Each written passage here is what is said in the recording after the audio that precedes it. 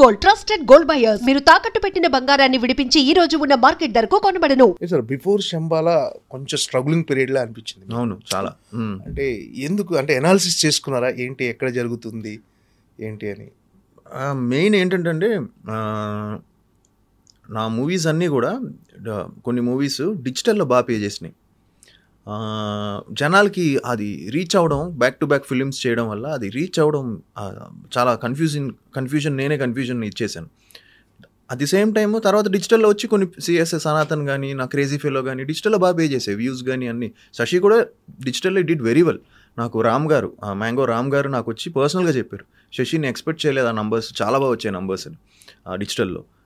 థియేటర్లో కొడితేనే కదా, డిజిటల్లో చూసేది పక్కన పెడితే థియేటర్లో కొట్టాలి. So at the same time ఏమైందంటే కొంచెం సినిమాకి కొన్ని కాంప్రమైజ్ అయిపోవడము, క్యాస్టింగ్ కాంప్రమైజ్ అయిపోవడం, ఆ కథకి కావాల్సిన ఇది కొన్ని ఉంటాయి కదా ఫ్యాక్టర్స్, అక్కడ మిస్ అవ్వడం, మేకింగ్లో కొంచెం ఇది మిస్ అవ్వడం, ఇవన్నీ అయ్యాయి because due to budget restrictions.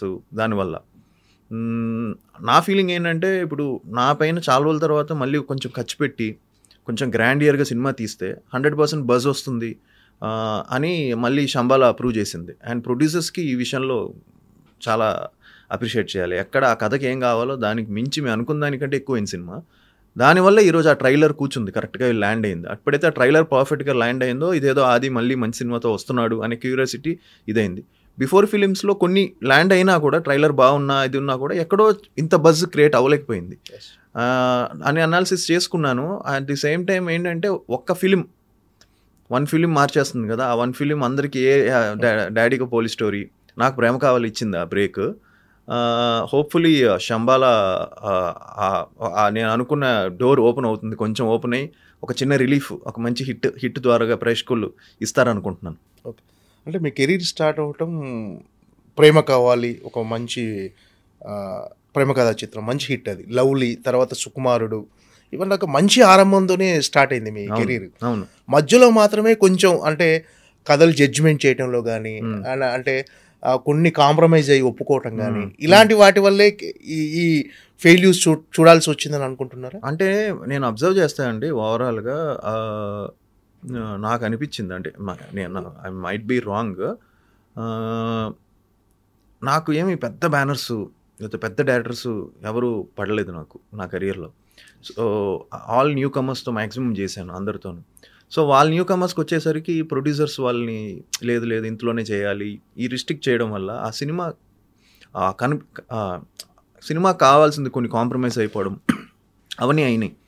So నేను అనుకోవడం నా తప్పులు ఉన్నాయి, స్క్రిప్ట్స్ కొన్ని రాంగ్ స్క్రిప్ట్స్ నేను చూస్ చేసుకోవడం, అవన్నీ కొన్ని మంచి కంటెంట్ ఎంచుకున్నా కూడా ఆ కంటెంట్కి కావాల్సిన చిన్న ఏమేమి కావాలో అవి యాడ్ అవ్వలే, దానివల్ల మిస్ అయ్యాయి ఎంతని అది ఒకటి అనిపించింది నాకు. దానివల్ల కొంచెం రాంగ్ దీంట్లో వెళ్ళా. బట్ ఒక్క లెవెల్ వరకు కొన్ని ఫిల్మ్స్ నాకు థియేటర్కల్లో బాగానే పే చేసాయండి. ఈవెన్ నా చుట్టాల అబ్బాయి లాంటి రఫ్ లాంటి సినిమాలు కూడా కమర్షియల్గా ఇట్ డిడ్ వెల్. అంటే ఓపెనింగ్స్ వచ్చాయి, ఫస్ట్ 3 days హౌస్ఫుల్ బోర్డ్స్ పడినాయి, ఇవన్నీ అయినాయి.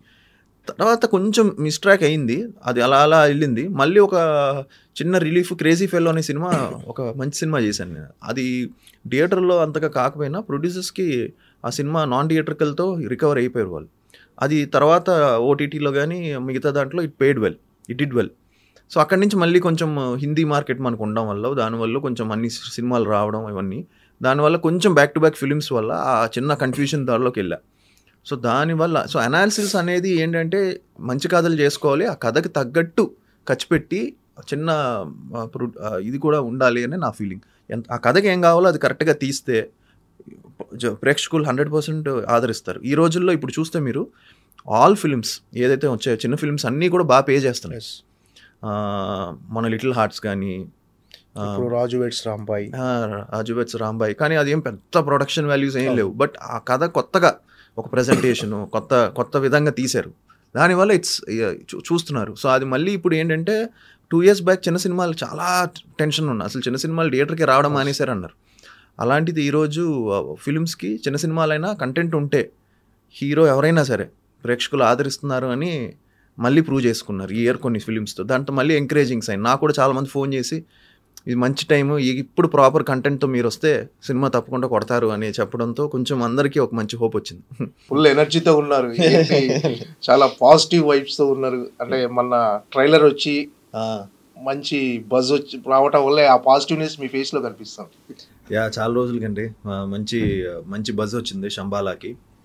ట్రైలర్కి చాలా మంచి రెస్పాన్స్. ట్రైలర్ నుంచి ఆ పాజిటివిటీ టీజర్ నుంచి కూడా స్టార్ట్ అయింది. ట్రైలర్తో చాలా కాల్స్, చాలా పాజిటివిటీ రావడం, చాలా రోజుల తర్వాత రావడం చాలా హ్యాపీగా ఫీల్ అయ్యాను. అంటే ఇదివరకు వచ్చాయి కొన్ని ఫిలిమ్స్, బట్ ఈసారి ఏంటంటే అందరూ షూర్ షాట్, నేను ఇంకా కామ్గా ఉంటుంటే అందరూ ఈసారి మిస్ అవ్వదు, ఈసారి కొడుతున్నావు అని అందరూ చెప్పడం వెరీ హ్యాపీ. ఎందుకంటే డాడీ కూడా చాలా ఎక్సైటెడ్గా ఉన్నారు, నాన్నగారు కూడా. ఆయనకి మంచి ఫీడ్బ్యాక్ వచ్చింది. కొంతమంది చూశారు సినిమాని, చూసిన వాళ్ళందరూ కూడా చాలా బాగుంది, ఆదికి మంచి హిట్ పడుతుంది అనే ఫీల్డ్లోనే అందరూ ఉన్నాం. అండ్ ప్రొడ్యూసర్స్ కూడా కాంప్రమైజ్ అవ్వట్లేదు ఎక్కడ ఏ విషయంలో కూడా. సో ఫస్ట్ ఆఫ్ ఆల్ చాలా థ్యాంక్స్ ట్రైలర్. ఎందుకంటే మీడియాకి, ప్రెస్కి, మీడియాకి మీరు కూడా ఇందాక ట్రైలర్ చాలా బాగుందని చెప్పడం మేము చేస్తాం. బట్ అది రీచ్ అవ్వడం ఒక ఎత్తు, రీచ్ అయింది శంబాల, అండ్ పాజిటివ్గా రీచ్ అయింది. సో దానివల్ల ఎనర్జీగా అందరం ఫుల్ టీం అంతా కూడా బాగా జోష్గా ఉన్నాం.